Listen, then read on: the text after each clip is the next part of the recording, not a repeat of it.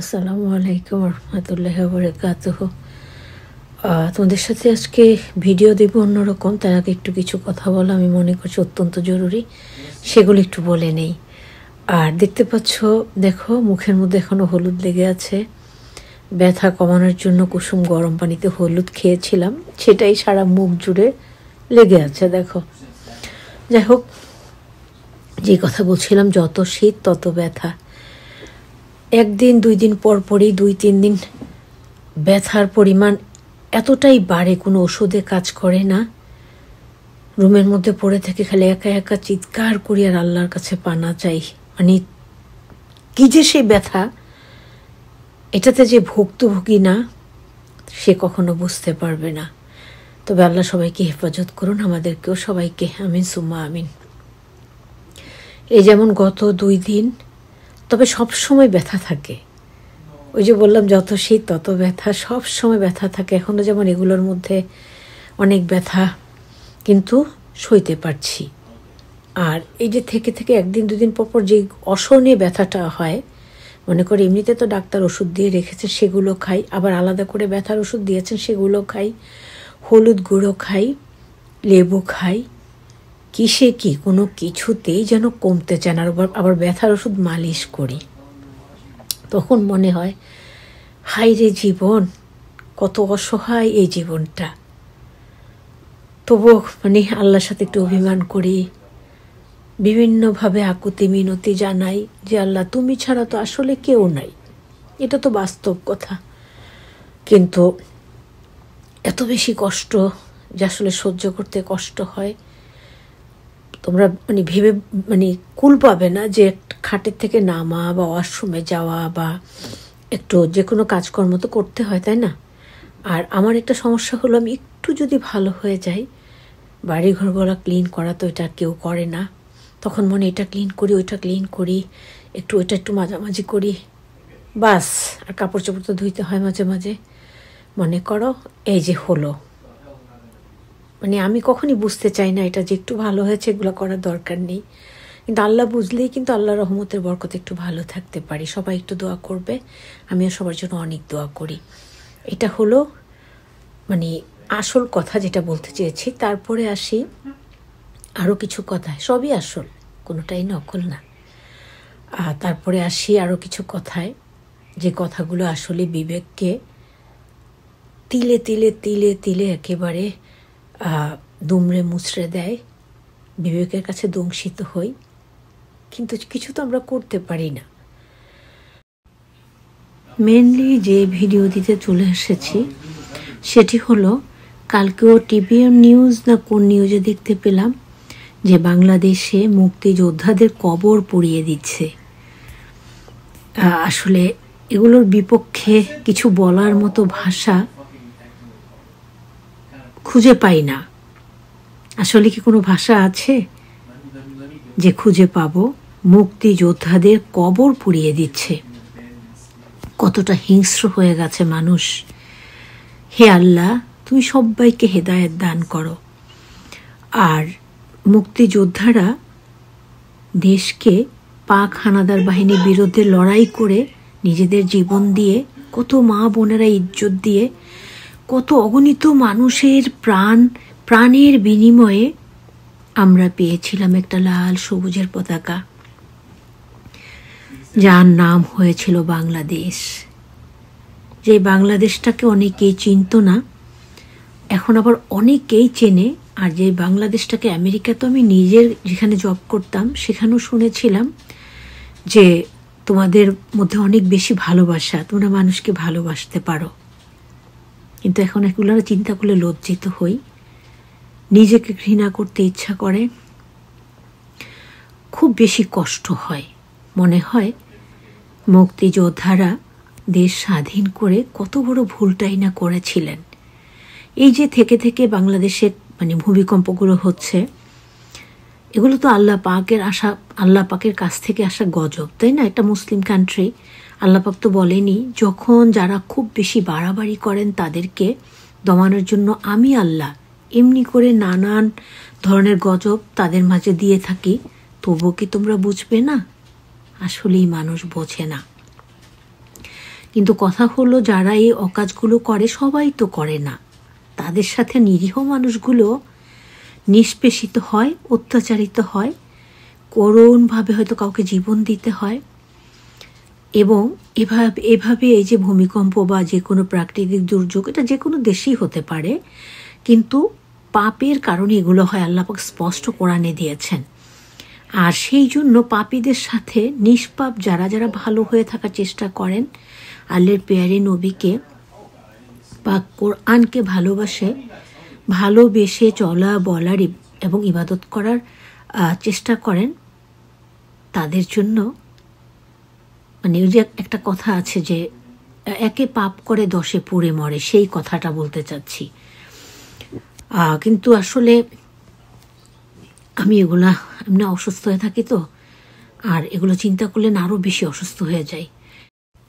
আমরা কি একবারও ভাবি না মরতে হবে এবং প্রত্যেকটা কাজের হিসাব দিতে হবে কার কাছে?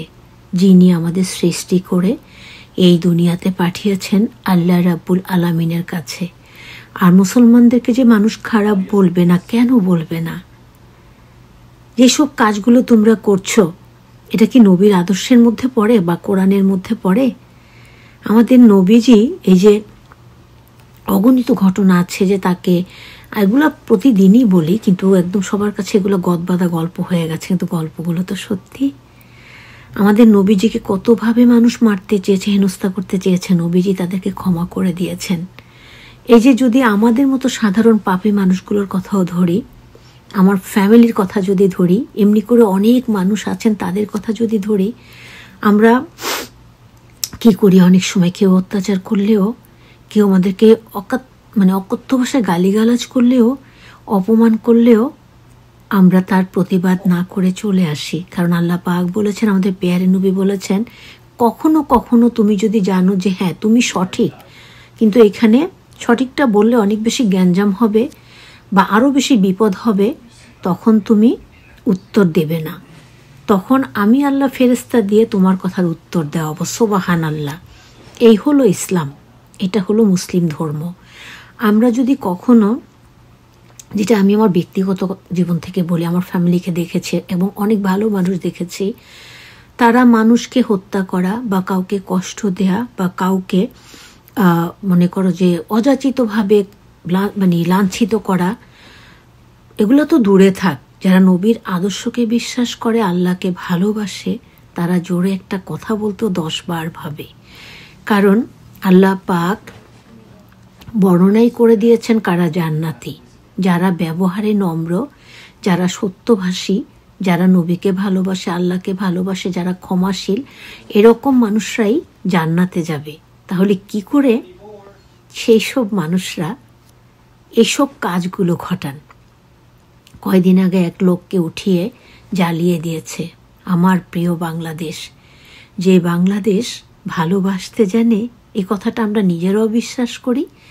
আমেরিকাতে এসে বহুত জনের কাছে শুনেছি যে তোমাদের মধ্যে পারিবারিক একটা সুন্দর বন্ধন আছে, ভালোবাসা আছে। সেগুলো আজ কোথায় চলে যাচ্ছে? তবে হ্যাঁ, যারা ভালোবাসেন তারা আজীবন ভালোবাসেন, কিন্তু কিছু খারাপ মানুষদের কারণে, কিছু পিচাসদের পৈচাসিক আচরণে ভঙ্গুর হয়ে যাচ্ছে। অনেক প্রশ্নের কাছে বিবেক প্রশ্নবিদ্ধ হচ্ছে।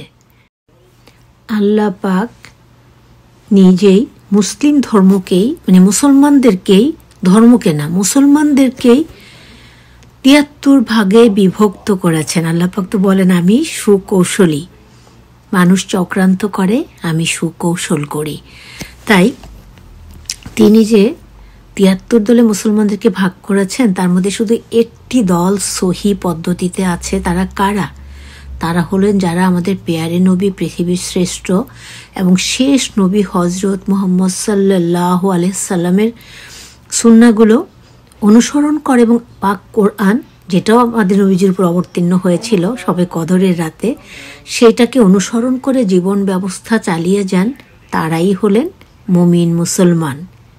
বুঝাতে পেরেছি? এখন এই যে 73 দলের মধ্যে 72 দল আছেন, সবাই কিন্তু মুসলিম বলে দাবি করেন, কিন্তু ওই যে আল্লাহর কথা। এখন কথা হলো, তোমরা একটু বিচার বিবেচনা করে দেখবে, যারা সত্যিকার অর্থে নবীকে ভালোবেসে, আল্লাহকে ভালোবেসে মুসলিম, তারা আমরা জানি না কতটুকু ভালোবাসতে পারি, তবে জীবনটা দিয়ে চেষ্টা করি। আমরা কাউকে মারবো তো দূরে থাক, কাউকে অত্যাচার করবো তো দূরে থাক, কারো ক্ষতি করবো তো দূরে থাক, সামান্য একটা মিথ্যা কথা বললে মনে মনে 10 বার আল্লাহর কাছে তওবা করি এবং বলি যে আল্লাহ মিথ্যা বলতে দিও না, আল্লাহ কখনো কারো ক্ষতি করতে দিও না, আল্লাহ কখনো কারো যদি উপকার করতে না পারি, উপকার করতে চাই, উপকার যদি করতে না পারি, অপকার যেন কখনো না করি। তাহলে কি নিজেকে কিছুটা তো মুসলিম বলে দাবি করতে পারি, তাই না? আর এখন পৃথিবীর সর্বত্রই একটা অরাজকতা চলছে, কিন্তু বাংলাদেশে যেটা চলছে না, সেটা মানে চিন্তা করতে গেলে মানে কি বলবো খেই খুঁজে পাই না।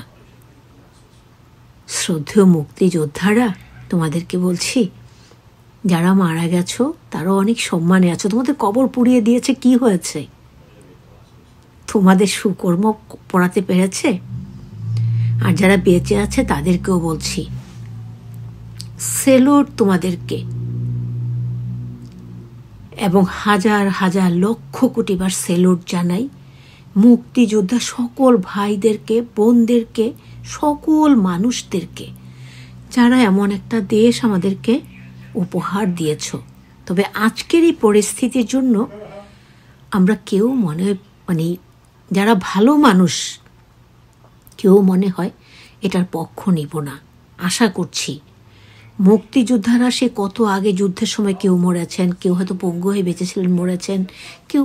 একটা জিনিস তোমরা খেয়াল করে দেখো যে একমাত্র মুসলিম ধর্মকে মানুষ ঈর্ষা করে, মুসলিম ধর্মকে মানুষ ঘৃণা করে, মুসলিম ধর্মকে মানুষ নানানভাবে অপদস্থ করে। এটাও কিন্তু একটা সত্যের একটা ব্যাখ্যা, কারণ সত্যের মধ্যেই কিন্তু মানে যারা মনে করো যে অন্যভাবে অন্যরকমভাবে চলতে চাই, তারা সত্যের মধ্যেই অসত্যের ঢিলটা মারে। দেখো অন্যান্য ধর্মের লোকরা কিন্তু কাউকে এতটা হ্যারাসমেন্ট করে না মুসলমানদেরকে যতটা করে। আর সেই জন্য আরেকটা বড় কারণ হলো এই যে এতক্ষণ ধরে ব্যাখ্যা করলাম সেই কারণগুলো। কারণ মানুষ কেন ঘৃণা করবে না বলো?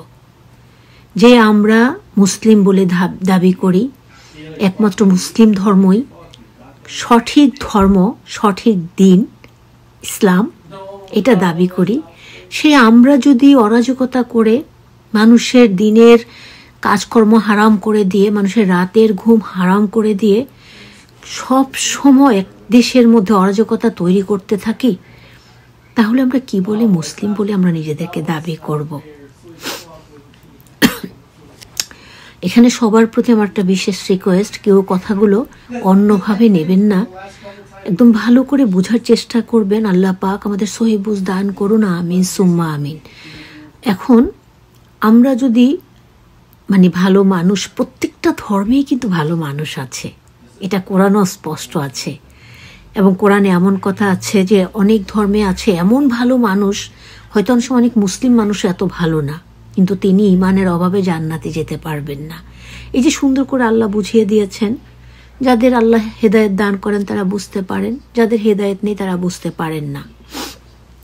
কিন্তু আমরা যেন সজ্ঞান, আল্লাহ পাক কোরআনে স্পষ্ট বলেছেন, আমাদের পেয়ারা নবী স্পষ্ট করে তার সুন্নতে বলেছেন যে ধর্ম নিয়ে বাড়াবাড়ি করো না। হ্যাঁ, আমরা চাইলে যেমন খ্রিস্টান ধর্ম দাওয়াত দেয়, আমরাও দাওয়াত দিতে পারি, দ্যাটস ইট। ভালো লাগলে গ্রহণ করবে তারা, ভালো না লাগলে হয়তো মন খারাপ করে চলে যায়, মনে মনে 2-4টা বকাও দিবে, কিন্তু আমরা যেন বাড়াবাড়ি না করি। এবং আমাদের নবীজি বিদায় হজ এই কথাটাই বলেছেন, মানে কারো উপরে কারো কর্তৃত্ব নাই, এক আল্লাহর সৃষ্টি আমরা সবাই, এবং সবাই আমরা মান হুশ, যার মধ্যে মান এবং হুশ আছে সে হলো মানুষ। সে যেই ধর্মেরই লোক হোক, তার দ্বারা সাধারণ চিন্তাভাবনায় কেউ কখনো ক্ষতিগ্রস্ত হবে না। সুবহানাল্লাহ। অনেক কথা বললাম, কারণ কষ্ট থাকে তো বুকের মধ্যে। ডিসেম্বর মাস এটা, এই মাসে সবাই মুক্তিযোদ্ধাদের স্মরণে কত আয়োজন করে এবং কত মানে মুক্তিযুদ্ধের গান প্রচার করে, সব কাল মনে হলো টিভিএন নিউজ না কোন নিউজে যেন দেখলাম যে বাংলাদেশে মুক্তিযোদ্ধাদের কবর ভেঙে দেয়া হচ্ছে। আরেকবার জানলাম সেটা অনেক কিছুদিন আগের ঘটনা, কবর থেকে লাশ উঠিয়ে পুড়িয়ে ফেলেছে। আসলে কি আমরা মানুষের পর্যায়ে আছি, না মানুষের পর্যায় থেকে আমরা হিংস্র জানোয়ারে পরিণত হয়ে গিয়েছি? একবার ভাবি না কেন? একবার ভাবলে হয়তো আমাদের মধ্যে সুবুদ্ধির উদয় হতো।